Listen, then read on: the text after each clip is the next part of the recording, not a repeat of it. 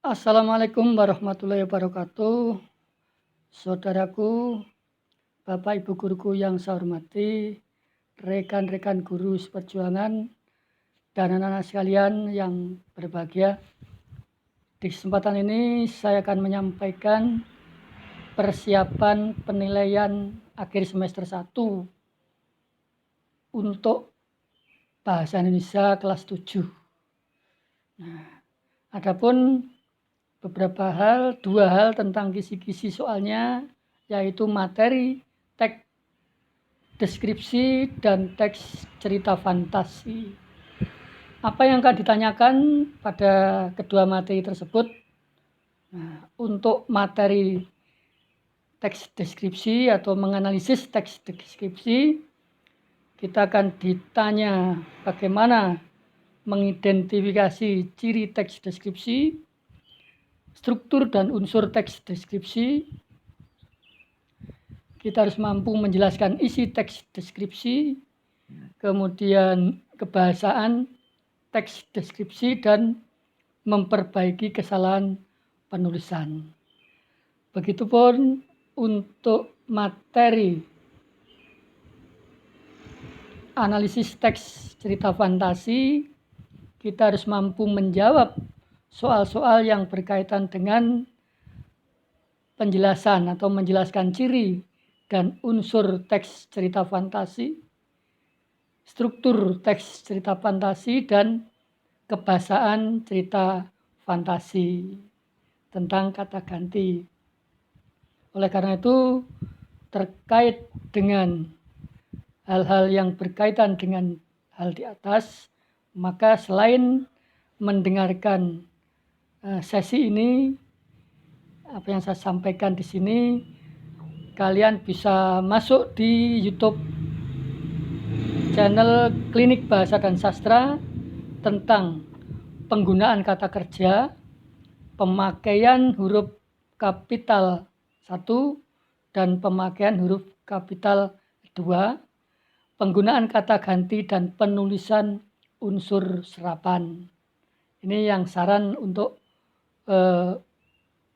menggunakan ejaan yang baik dan benar, sehingga nanti soal yang Anda jawab benar-benar bisa terjawab dengan sempurna. Baik, langsung saja saya mulai dengan teks deskripsi. Cara menjawab cepat. Oke.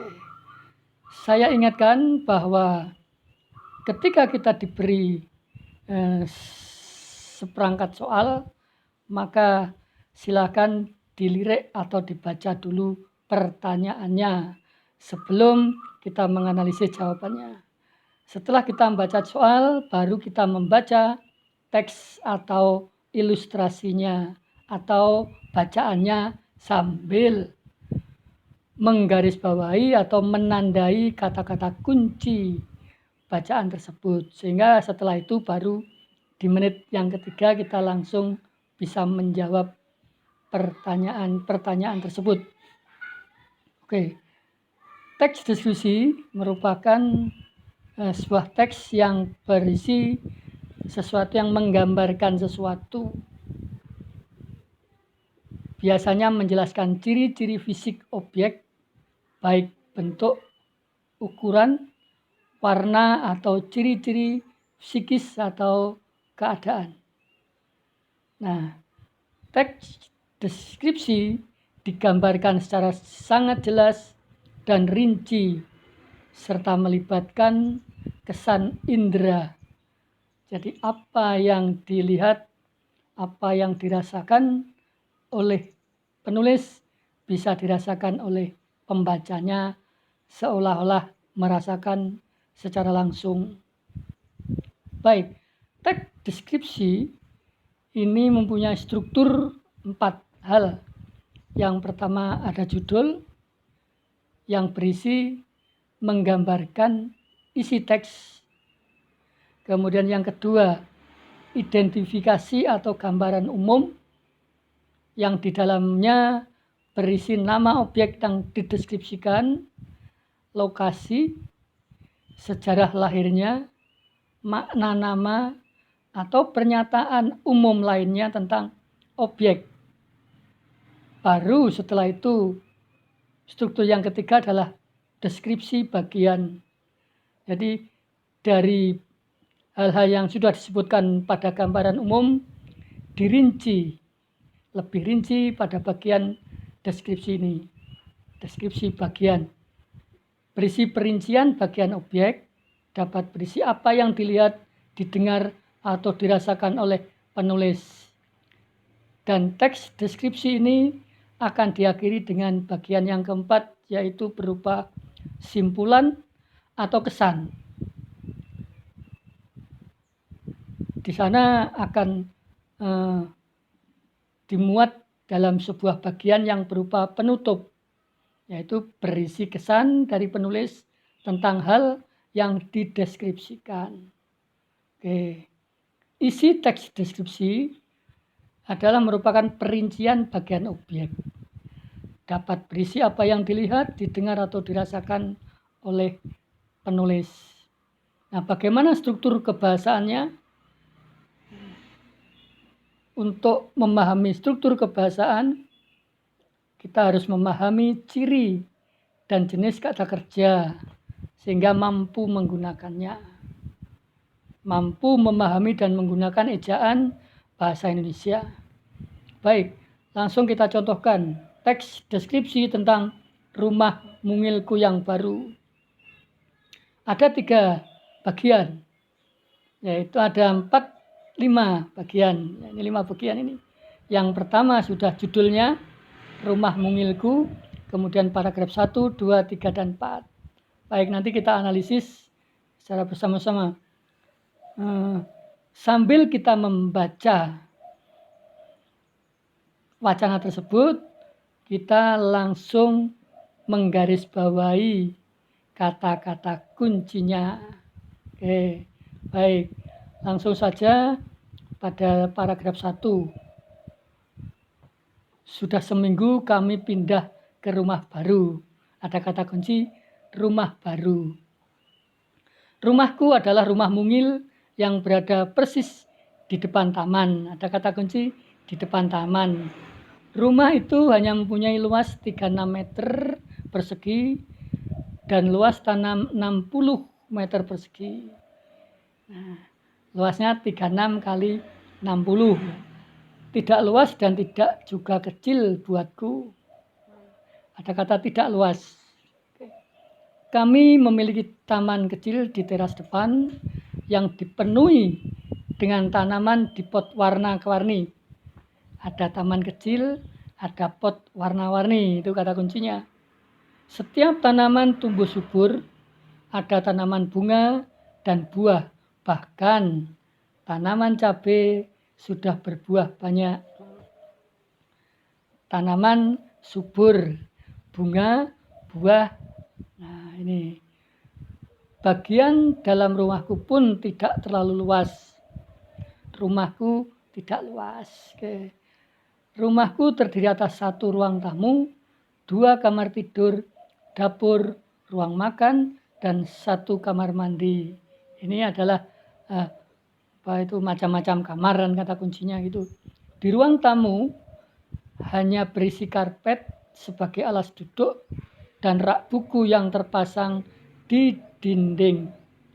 Agar suasananya harum dan ada pewangi semprot otomatis yang terpasang di dinding. Ini ada rak buku, ada alas duduk, ada semprot pewangi, kata kuncinya. Lantai keramik putih membuat rumah mungil tampak luas. Sana ada kata kunci keramik putih, ada lantai. Itulah rumah mungilku yang baru. Meski rumah ini baru, tetapi kenangan yang ada di rumah ini masih tetap sama. Disinilah tempat dan keluarga akan hidup bahagia bersama.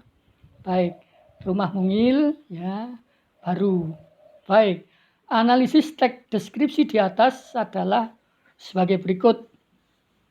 Judulnya jelas. Dari judul diketahui bahwa teks tersebut membicarakan atau menjelaskan rumah baru dari penulis. Oke. Kemudian identifikasi atau gambaran umumnya ada pada paragraf 1 tadi. Gambaran umum tersebut mulai dari rumah penulis secara umum, lokasi rumah penulis, hingga detail luas rumah. Kemudian deskripsi bagiannya adalah penjelasan rinci mengenai rumah baru penulis. Dijelaskan tadi pada paragraf 2 dan 3. Oke. Deskripsi detailnya misalnya teras depannya bagaimana, ruang tamunya bagaimana, ada alas duduk, rak buku, dan sebagainya. Akhirnya pada bagian yang terakhir berupa simpulan atau kesan, yaitu di paragraf yang terakhir. Di sana penulis memberikan kesan bahwa ia sangat menyukai rumah baru yang mungil. Tuh. Baik. Kemudian kita menuju ke menganalisis teks cerita fantasi. Seperti yang saya sampaikan di depan, bahwa setelah kita diberi ilustrasi, maka kita akan mencari atau menjelaskan unsur teks cerita fantasi, ciri, struktur, dan teks kebahasaannya. Oke. Baik, saya mengingatkan bahwa ciri cerita fantasi adalah ada 4 hal. Yang pertama, ide pokok yang tidak dibatasi oleh realita atau kenyataan dunia. Jadi cerita fantasi ini sifatnya adalah khayal, berisi sesuatu yang fiktif atau fiksi. Kemudian ciri yang kedua, terdapat keanehan yang dialami oleh pelaku, biasanya mampu menyihir. Kemudian ada makhluk ajaib maupun sesuatu yang misterius. Ciri yang ketiga, penggunaan latar dapat menembus ruang dan waktu. Bahkan bisa jadi di alam X atau alam astral. Dan ciri yang terakhir adalah tokohnya unik. Biasanya mempunyai kekuatan super untuk menyelamatkan dunia. Ini biasa yang sering dilihat oleh adik-adik kita, anak-anak kecil, cerita fantasi. Bagaimana struktur dari cerita fantasi? Ada 4 struktur yang anggota ya. Bagian-bagiannya ada orientasi, ada konflik, ada resolusi, dan ending. Orientasi ini penulis mengenalkan tokoh, tema, dan sedikit alur cerita. Jadi seputar pendahuluan yang memberikan rambu-rambu tentang tokohnya, tema, dan sedikit alur ceritanya. Kemudian dari pertemuan tokoh maka ada konfliknya. Permasalahan dimulai dari awal hingga menuju ke puncak permasalahan. Puncak permasalahan itu namanya adalah konflik. Mungkin berupa pertengkaran atau pembunuhan, ya, ataupun kematian. Ya.